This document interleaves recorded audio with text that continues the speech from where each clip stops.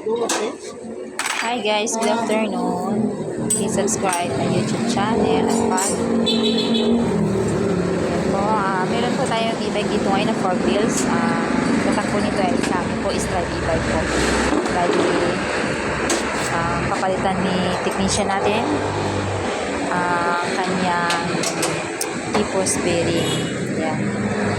So, kakalasin niya ngayon ang basket sa harapan para maayos ng mabuti yung kanyang bearing, tipos bearing. And then, pag break daw, may tumutunog, kaya i-check din ang ating technician ang kanyang brake pad. Kasi naka-disc brake na po yung 4 wheels natin. 4 wheels, 3 seaters po yan. Sa gusto po magpaayos, punta lang po kayo dito sa Molino Doctors Hospital. Sa harapan po kami.